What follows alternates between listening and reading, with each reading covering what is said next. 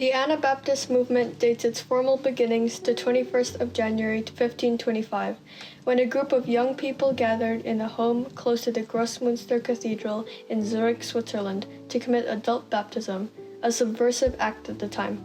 This was the symbolic beginning of what would become known as the Anabaptist, or re-baptizer movement. Their study of the Bible had led them to a different understanding than the official church.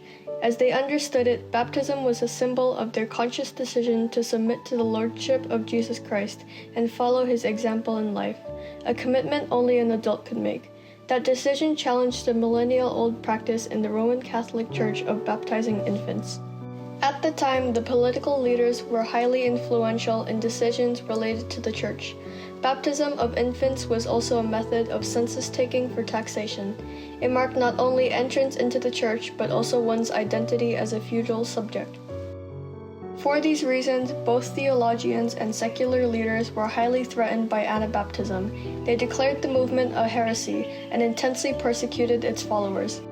In the midst of stresses from persecution, opportunities to establish new communities in settings that promise religious freedom encouraged many Anabaptists to migrate east to Poland, Prussia south to Russia, or west across the ocean to North America. In addition to migration, the spread of Anabaptism continued through mission, believers who took risks to share the gospel in new places. The origins of Mennonite World Conference can be traced to a gathering in 1925 in Basel, Switzerland, that commemorated 400 years of Anabaptism. This event brought together church leaders from countries like France, the Netherlands, and Germany, who had been at war with each other less than a decade earlier.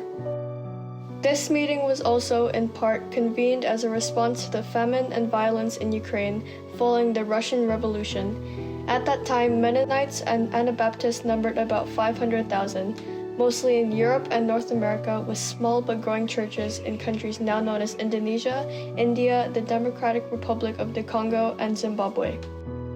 Since then, Anabaptist leaders continued to gather on a regular basis as an opportunity for local church members to worship as one, pray together, build relationship, and learn from each other's experiences and explore other ways of being in fellowship with each other.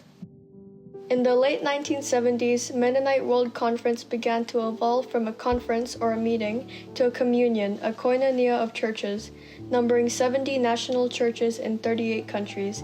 By then, MWC had transformed from a Europe-based movement to a global fellowship of churches linked together in worship, service, and witness.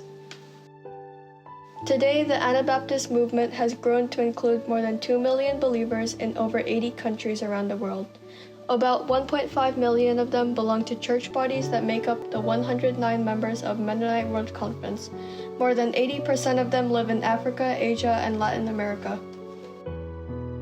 Amid diversity, together we are following Jesus, living out unity, and building peace.